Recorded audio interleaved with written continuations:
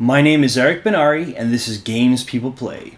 In this episode, we have a controversial game of alcoholic. In game analysis, there is no such thing as alcoholism or an alcoholic, but there is a role called the alcoholic in a certain type of game. If a biochemical or physiological abnormality is the prime mover in excessive drinking, and that is still open to some question, then its study belongs in the field of internal medicine. Game analysis is interested in something quite different: the kinds of social transactions that are related to such excesses. Hence the game Alcoholic. In its full flower, this is a five-handed game, although the roles may be condensed so that it starts off and terminates as a two-handed one. The central role is that of the alcoholic, the one who is it, played by Mr. Whitman. The chief supporting role is that of the Persecutor, traditionally played by a member of the opposite gender, usually the spouse. The third role is that of the rescuer, usually played by someone of the same gender, often the good family doctor who is interested in the patient and also in drinking problems. In the classical situation, the doctor successfully rescues the alcoholic from his habit. After Mr. Whitman has not taken a drink for 6 months, they congratulate each other. The following day, Mr. Whitman is typically found right in the gutter. The fourth role is that of the patsy, or the dummy. In literature, this is played by the delicatessen man, who extends credit to Mr. Whitman, gives him a sandwich on the cuff and perhaps a cup of coffee, without either persecuting him or trying to rescue him. In life, this is more frequently played by Mr. Whitman's mother, who gives him money and often sympathizes with him about his wife who does not understand him. In the aspect of the game, Mr. Whitman is required to account in some plausible way for the need for money by some project in which both of them pretend to believe, although they both know what is really going on and where the money is really going to be spent. Sometimes the patsy slides over into another role, which is a helpful but not essential one: the agitator. The good guy who offers supplies without even being asked for them. Come, have a drink with me, and you'll go down faster, is what he's actually thinking. The ancillary professional in all drinking games is the bartender or liquor clerk. In the game Alcoholic, he plays the fifth role, the connection, the direct source of supply, who also understands the alcoholic talk, and who in a way is the most meaningful person in the life of any addict. The difference between the connection and the other players is the difference between professionals and amateurs in any game. The professional knows when to stop. At a certain point, a good bartender refuses to serve the alcoholic, who is then left without any supplies unless he can locate a more indulgent connection. In the initial stages of Alcoholic, the wife may play all three supporting roles. At midnight, she plays the patsy, undressing him, making him coffee, and letting him beat up on her. In the morning, she plays the persecutor, berating him for the evil of his ways. And in the evening, she plays the rescuer, pleading with him to change them. In the later stages, due to sometimes organic deterioration, the persecutor and the rescuer can be dispensed with, but are tolerated if they are also willing to act as sources of supply. Mr. Whitman will go to the mission house and be rescued if he can get a free meal there, or he will stand for a scolding, amateur or professional, as long as he can get a handout afterward.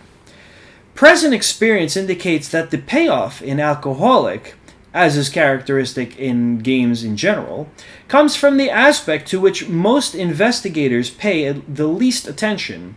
In the analysis of this game, drinking itself is merely an incidental pleasure, having added advantages, the procedure leading up to the real culmination, which is the hangover. For the alcoholic, the hangover is not so much the physical pain as the psychological torment. The two favorite pastimes of drinking people are the game Martini, notably explained as the game of asking how many drinks and how they were mixed, and the other game of Morning After, as in the game about letting me tell you about my hangover. The game Martini is played for the most part by social drinkers. Many alcoholics prefer a hard round of psychological Morning After, and organizations such as AA, Alcoholics Anonymous, offer him an unlimited opportunity for this game. Whenever one patient visited his psychiatrist after a binge, he would call himself all sorts of names. The psychiatrist would say nothing. Later, recounting these visits in a therapy group, Mr. Whitman said with smug satisfaction that it was actually the psychiatrist who had called him all those names. The main conversational interest of many alcoholics in a therapeutic situation is not their drinking, which they apparently mention mostly in deference to their persecutors, but their subsequent suffering.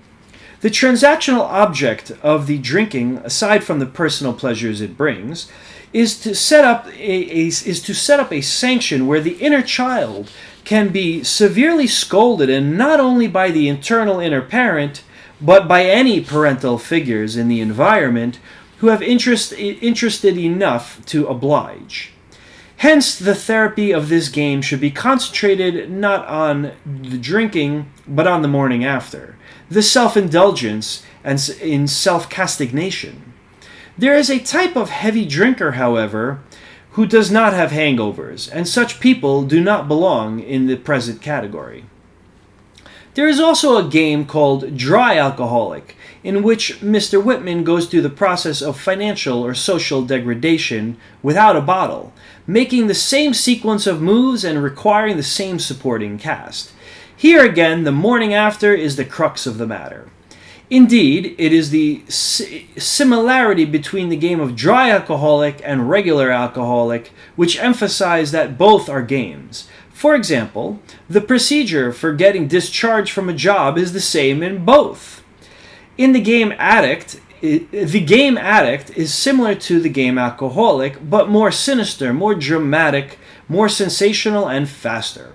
In our society, at least, it leans more heavily on the readily available Persecutor, with patsies and rescuers being few and far between, and the connection, the person playing the connection, playing a much more central role. There are a variety of organizations involved in alcoholism and alcoholics, and in the game Alcoholic. Some of them national or even international in scope, and others are local.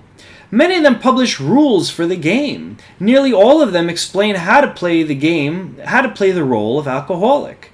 Take a drink before breakfast, spend money allotted for other purposes, etc., and you're an alcoholic. They also explain the function of the rescuer. Alcoholics Anonymous, for example, continues playing the actual game, but concentrates on introducing the alcoholic to take the role of rescuer. Former alcoholics are preferred because they know how the game is played, and hence they are better qualified to play the supporting role than people who have never played before.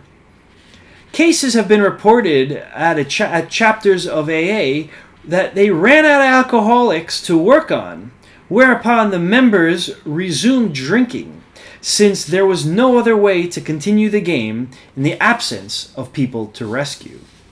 There are also organizations devoted to improving the lot of others. Some put pressure on the spouses to shift their roles from persecutor to rescuer. The one which seems to come closest to the theoretical ideal of treatment deals with teenage offspring of alcoholics. These young people are encouraged to break away from the game itself rather than merely shift the roles. The psychological cure of an alcoholic also lies in getting him to stop playing the game altogether rather than simply change from one role to another. In some cases this has been feasible, although it is a difficult task to find something else as interesting to the alcoholic as continuing his game. Since he is classically afraid of intimacy, the substitute may have to be another game rather than a game-free relationship. Often so-called cured alcoholics are not very stimulating company socially, and possibly they feel a lack of excitement in their lives and are continually tempted to go back to their old ways. The criterion of a true game cure is that the former alcoholic should be able to drink socially without putting himself in jeopardy. The usual total abstinence cure will not satisfy the game analyst. Let's discuss the antithesis. As is well known, the game of alcoholic is usually played hard and is difficult to give up. In one case, a female alcoholic in a therapy group participated very little until she thought she knew enough about the other members to go ahead with the game. She then asked them to tell her what they thought of her. Since she had behaved pleasantly enough, various members said nice things about her, but then she protested. "That's not what I want to know what you really think." She made it clear that she was seeking derogatory comments. The other women refused to persecute her, whereupon she went home and told her husband that if she took another drink, he must either divorce her or send her to a hospital. He promised to do this, and that evening she became intoxicated and he sent her to a sanitarium. Here, the other members refused to play the persecutory roles in the game assigned to them. She was unable to tolerate this antithetical behavior in spite of everyone's efforts to reinforce whatever insight she had already obtained. At home, she found someone who was willing to play the role that she demanded. In other cases, however, it appears possible to prepare the patient sufficiently so that the game can be given up and to attempt a true social cure in which the therapist declines to play either prosecutor or rescuer. It is equally untherapeutic for him to play the role of patsy by allowing the patient to forego his financial and punctuality obligations. The correct therapeutic procedure from a transactional point of view is, after careful preliminary groundwork, to take an inner adult contractual position and refuse to play any of the roles, hoping that the patient will be able to tolerate not only abstinence from drinking, but also from playing his game. If he cannot, he is best referred to a rescuer. Antithesis is particularly difficult because the heavy drinker is highly regarded in most Western countries as a desirable object for censure, concern for generosity, and someone who refuses to play any of the roles that and someone who refuses to play any of these roles tend to arouse public indignation. A rational approach may be even more alarming to the rescuers than to the alcoholic, sometimes with unfortunate consequences to the therapy. In the one clinical situation, a group of workers were seriously interested in the game of alcoholic and were attempting to effect real cures by breaking up the game after merely rescuing the patients. Were attempting to effect real cures by breaking up the game rather than rescuing the patients. As soon as this became apparent, they were frozen out by the lay committee, which was backing the clinic, and none of them was ever again called on to assist in treating these patients. An interesting byplay in the game Alcoholic is called the game of Have One. Yes, Have One. This was discovered by a perceptive student of industrial psychiatry. Mr. Whitman and his wife, a non-drinking persecutor, go to a picnic with Mr. Blick and his wife, who are both patsies. Mr. Whitman says to the Blicks, "Have one." If they do have one, this gives Mr. Whitman license to have 4 or 5 drinks. The game is unmasked if the Blick family refuses to play. Mr. Whitman, by the rules of drinking, is then entitled to be insulted, and he will then find more compliant companions for his next picnic. What appears at the social level to be an inner adult generosity is at the psychological level an act of insolence, whereby Mr. Whitman's inner child obtains parental indulgence from Mr. Blick by open bribery under the very nose of Mrs. Whitman, who is powerless to protest.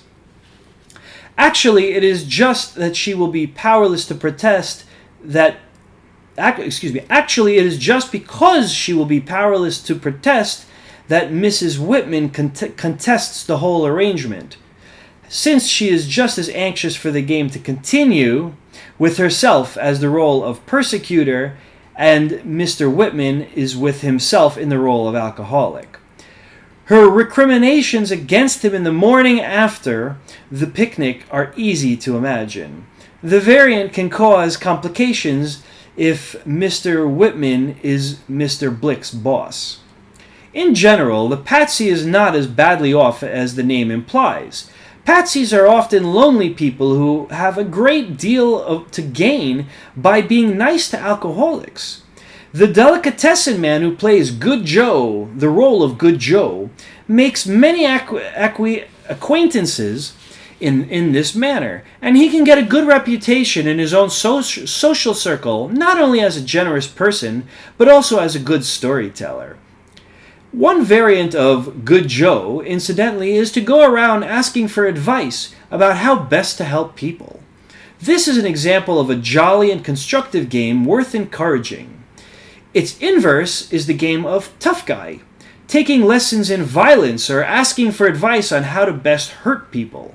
Although the mayhem is never put into practice, the player has the privilege of associating with genuine, real tough guys who are playing for keeps, and he can bask in their reflected glory. Thank you for watching. I'll see you in the next game that we will play.